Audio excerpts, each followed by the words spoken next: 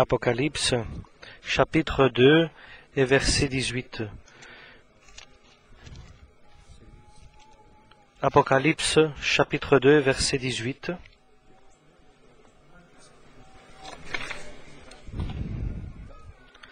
Écrit à l'ange de l'église de Thyatire, voici ce que dit le Fils de Dieu, celui qui a les yeux comme une flamme de feu, et dont les pieds sont semblables à de l'airain ardent. Je connais tes œuvres, ton amour, ta foi, ton fidèle service, ta constance, et tes dernières œuvres plus nombreuses que les premières. Mais ce que j'ai contre toi, c'est que tu laisses la femme Jézabel, qui se dit prophétesse, enseigner et séduire mes serviteurs, pour qu'ils se livrent à l'impudicité, et qu'ils mangent des viandes sacrifiées aux idoles. Je lui ai donné du temps afin qu'elle se repentît, et elle ne veut pas se repentir de son impudicité. Voici, je vais la jeter sur un lit, et envoyer une grande tribulation à ceux qui commettent l'adultère avec elle, à moins qu'elles ne se repentent de leurs œuvres. Je ferai mourir de mort ses enfants, et toutes les églises connaîtront que je suis celui qui sonde les reins et les cœurs, et je vous rendrai à chacun selon vos œuvres. À vous tous, les autres de Thyatire, qui ne reçoivent pas cette doctrine, et qui n'ont pas connu les profondeurs de Satan, comme il les appelle, je vous dis, je ne mets pas sur vous d'autres fardeaux. Seulement, ce que vous avez, retenez-le, jusqu'à que je vienne. À celui qui vaincra et qui gardera jusqu'à la fin mes œuvres, je donnerai autorité sur les nations. Il les pètera avec une verge de fer, comme on brise les vases d'argile, ainsi que moi-même j'en ai reçu le pouvoir de mon Père. Et je lui donnerai l'étoile du matin. Que celui qui a des oreilles entende ce que dit l'Esprit aux églises. Amen. Voilà une église qui est en danger et qui est dans le risque de tomber et de se retrouver dans la perdition éternelle. Et nous savons que le pasteur de cette église est connu par Dieu. Et Dieu s'adresse à lui. Le Fils de Dieu s'adresse au pasteur de l'église, en lui disant, je te connais très bien. Je connais tes œuvres. Je sais que tu as de l'amour. Et je sais que tu serves les autres. Et je sais que tu as de la foi. Et que tu as de la patience. Et je sais quelque chose qui est très important, c'est que tes œuvres sont plus énormes, plus grands que ceux qui étaient au début. Tu as une œuvre et un travail qui grandit. Et pourtant, c'est cette Église qui est dans le problème de tomber. Cette Église, elle est au bord du ravin. Et qu'est-ce que c'est cela? Il ne fait rien. Parce que tu laisses la femme Jézabel, tu laisses la femme Jézabel au pasteur. Tu la laisses enseigner et tu la laisses enseigner et égarer. Tu laisses de fausses doctrines se répandre. Tu t'es égaré de la mise en pratique de la parole de Dieu. Et tu laisses Jézabel exister et tu la laisses égarer et influencer certains dans l'Église. Et elle est adultère. Et bien sûr, elle est adultère spirituellement. Elle commet des impudicités spirituelles, elle met des autres paroles, des autres pensées et d'autres enseignements dans le cœur des autres. Et même jusqu'à manger le résultat de ce qui a été offert aux idoles, aux sacrifices. Et cet enseignement a des enfants, a un résultat. Il y a certains qui sont persuadés, et le cœur de ceux qui n'ont pas pris la ferme décision peut être influencé. Ceux qui n'ont pas pris la ferme décision de la parole de Dieu, de la suivre exactement.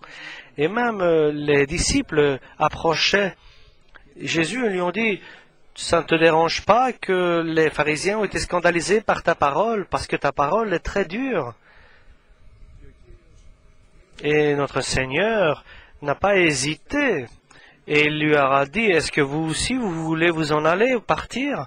Et ça, c'est la parole de Dieu. Ça, c'est l'Église de Jésus-Christ. En dehors, c'est comme une tente qui est couverte avec des peaux de renard. Mais c'est à l'intérieur qu'est toute la gloire du roi. Dans l'évangile du Christ, dans la parole de Dieu, voulez-vous, vous aussi, vous en aller? Il leur a dit à ses disciples. Et Pierre, vous savez pourquoi il est resté? Il n'a pas dit, où nous allons-nous aller, comme nous disons. Mais Pierre a dit, chez qui allons-nous aller? Parce que toi, tu es le seul qui a des paroles de vie éternelle. Chez qui allons-nous aller? Seulement Jésus-Christ a des paroles de vie éternelle. Seulement Jésus-Christ a son évangile. Seulement la parole de Dieu sauve.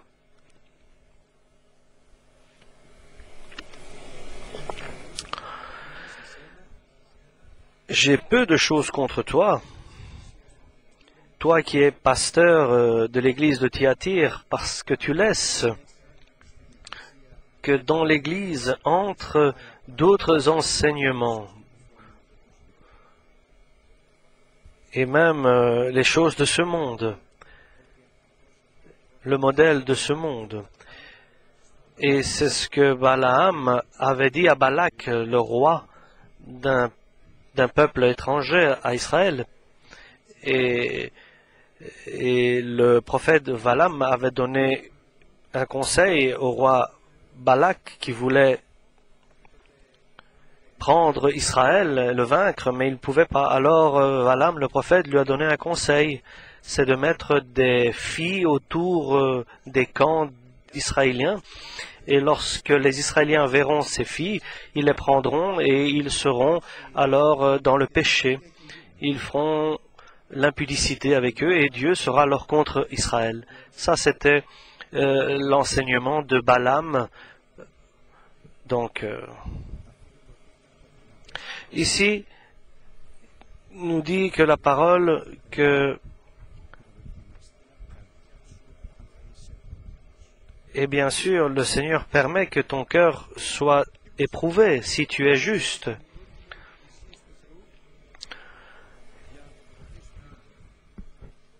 L'homme a été placé dans le meilleur endroit que Dieu avait créé. Mais il a permis que le diable aussi se promène dans cet endroit. Donc, et bien sûr, nous connaissons ce que désire faire le diable, c'est de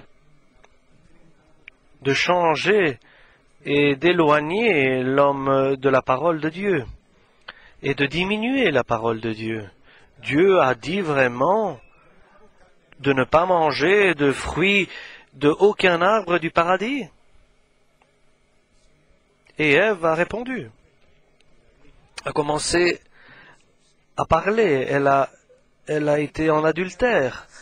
Elle a ouvert ses oreilles à d'autres voix. Et elle a répondu. Et elle a répondu exactement. Il ne nous a pas dit de tout arbre de ne pas manger. Il nous a dit seulement de l'arbre de la connaissance du bien et du mal. Parce que si nous en mangeons, nous allons mourir. Et bien sûr, nous voulons le changement. Non, Dieu ment. Et il n'est pas si autoritaire. Non, vous n'allez pas mourir. Vous allez manger de l'arbre, du fruit de l'arbre de la connaissance du bien et du mal. Mais si vous en mangez, vous allez devenir comme Dieu. Vous connaîtrez toutes choses. Vous allez devenir open mind. Vous aurez un esprit ouvert. Vous entendrez tout. Vous saurez tout. Ce n'est pas grave, ceci. Ce n'est pas grave, cela. Nous ne sommes pas non plus très autoritaires. Ne soyons pas durs. Mais la parole de Dieu est autoritaire et dure. Mais à ceux qui sont rebelles, à ceux pourtant qui sont croyants, ce sont des paroles agréables. Mais quel est ce Dieu qui disait dans l'Ancien Testament, quelqu'un me disait, œil pour œil et dent pour dent? C'est un Dieu méchant. Ah oui, c'est un Dieu gentil, moi je lui réponds. Parce que s'il ne disait pas cela, si quelqu'un enlevait l'œil d'un autre, l'autre lui aurait enlevé deux, ou bien l'aurait tué. Parce que ça, c'est la vengeance de l'homme. Pense si quelqu'un t'enlève un œil, que le feras-tu? Non, jusque-là tu iras. Il t'enlevait un œil, tu lui enlèveras aussi la même chose. C'est notre cœur qui est abîmé. C'est notre cœur qui nous détourne et qui est influencé par d'autres choses, qui est corrompu. Et vous, que faites-vous dans l'église? Est-ce que vous avez de la musique dans l'église? Non. Nous avons des frères qui hymnent de tout leur cœur et qui psalmodient à Dieu de tout leur cœur. Vous n'avez pas de sketch, vous ne faites pas de théâtre, de mime. Et comment vous allez attirer les hommes? Oui, ce n'est pas nous qui allons les attirer, mais c'est Jésus qui va les attirer. Parce que nous ne pouvons pas attirer les gens. Et vous ne dites pas à vos femmes de ne pas porter des pantalons. Non, ce n'est pas nous qui leur disons ça, mais c'est la parole qui le dicte. Est-ce que vous leur dites pas de changer la couleur de leurs cheveux? Non, c'est la parole de Dieu qui le dit. Non. Partiront ceux qui ne veulent pas rester. Mais le Seigneur ajoutera à son Église chaque jour de personnes. Et l'Église grandira pas simplement de qualité, de nombre, mais de qualité aussi. Et il est parti et il n'a pas cru. Ça, c'est la vérité pourtant. Et la parole de Dieu est souvent un air de dur. Et il est représenté comme étant dur, cette parole, sévère. Et nous savons que l'Église orthodoxe, après le 4e mariage, ils n'interviennent pas pour faire la cérémonie du deuil. Et nous ne faisons pas un autre mariage. Et vous savez pourquoi nous séparons pas? Parce que l'amour de Dieu nous unit. Et c'est parce que le Seigneur nous donne nos femmes et nos maris. Et il n'y a pas de meilleurs époux-épouses que ceux qui sont chrétiens. Pour moi, bien sûr. Et même la meilleure femme dans ce monde est ta femme, celle que Dieu t'a donnée. Et nos enfants grandissent dans la paix, dans la joie, dans la présence de Dieu, dans la gloire de Dieu. C'est pour cela que nous marions pas des personnes séparées. Et s'ils viennent de l'extérieur, de l'Église, et nous prions pour que leurs maris et leurs femmes reviennent. Moi aussi j'étais séparé de ma femme, mais moi je suis revenu à ma femme. Gloire au Seigneur.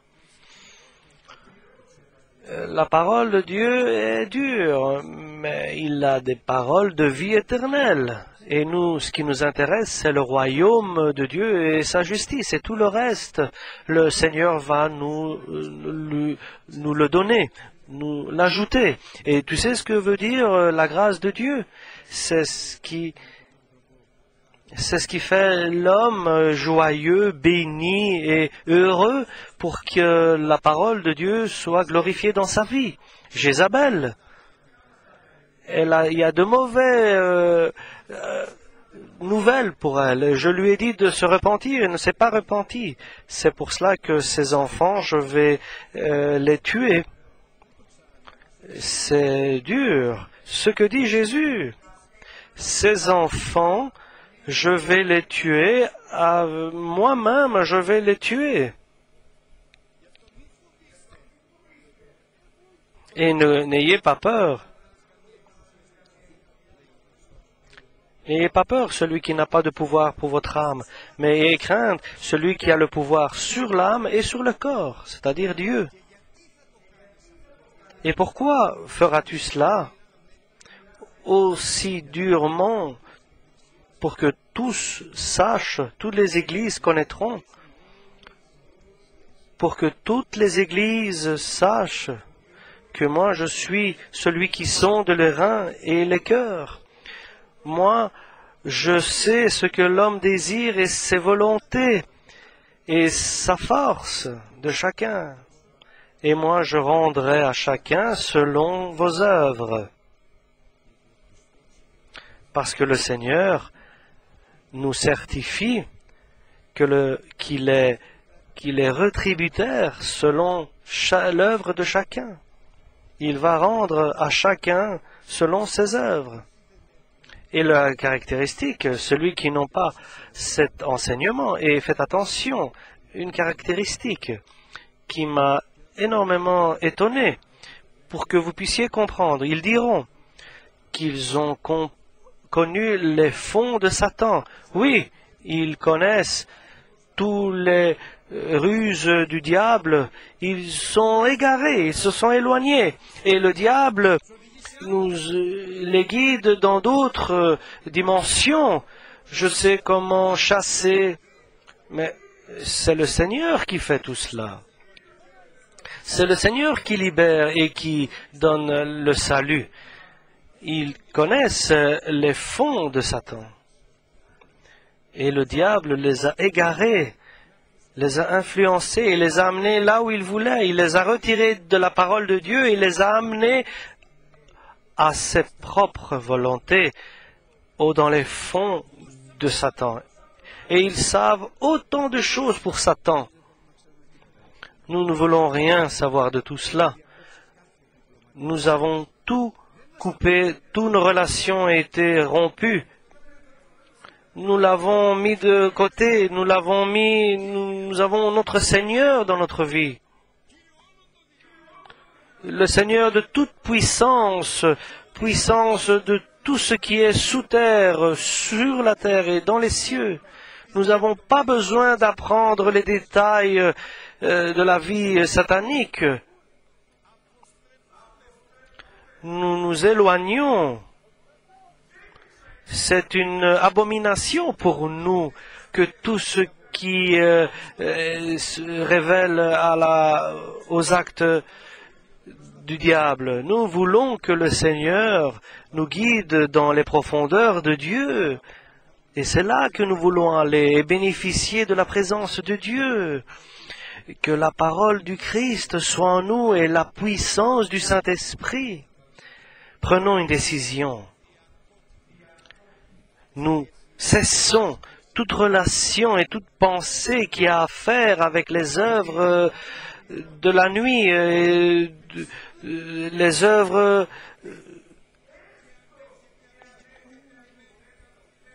et même si la femme du pasteur vient et qu'elle dise, qu'elle prophétise. Je me souviens, j'ai connu 2 hommes qui me disaient, dans notre église, ce n'est pas comme chez vous. Ah bon, c'est bien.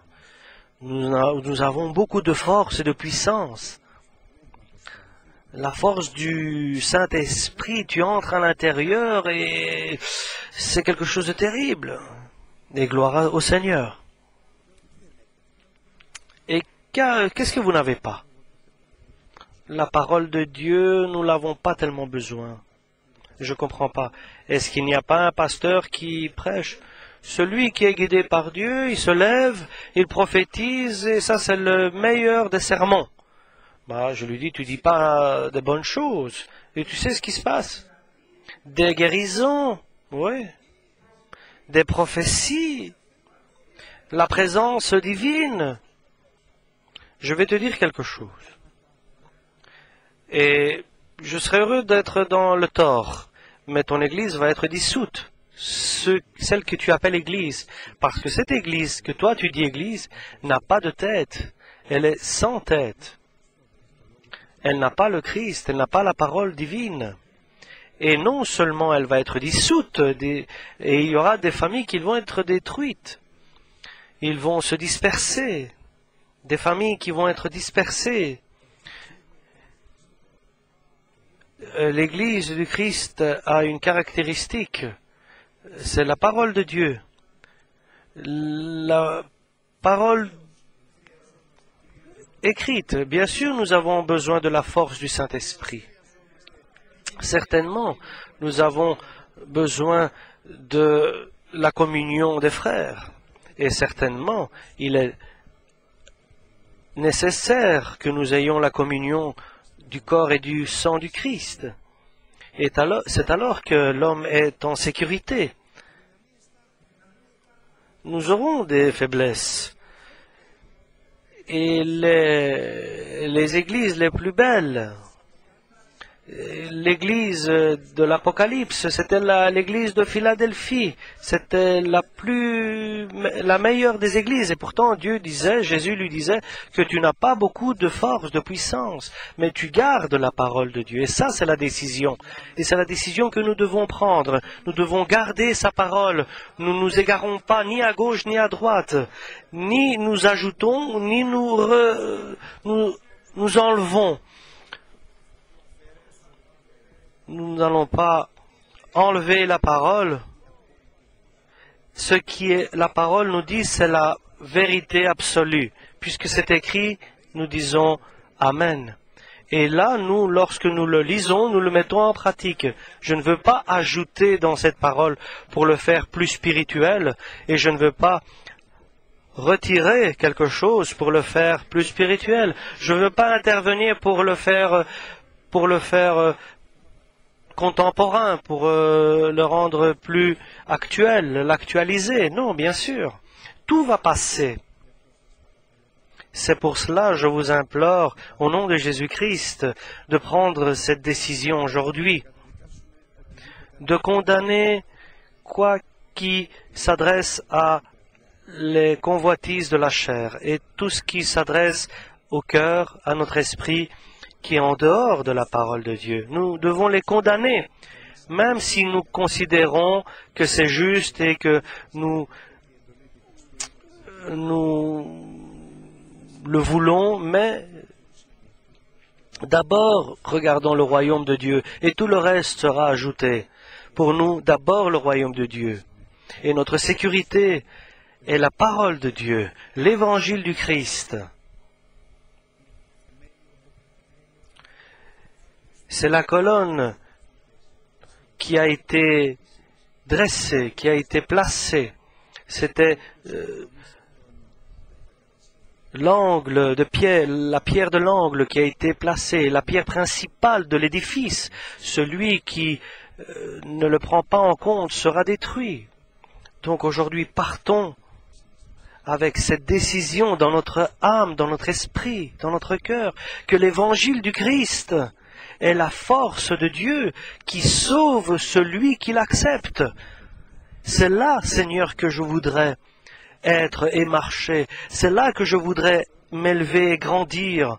C'est là que je voudrais être. Aide-nous, Seigneur. Amen.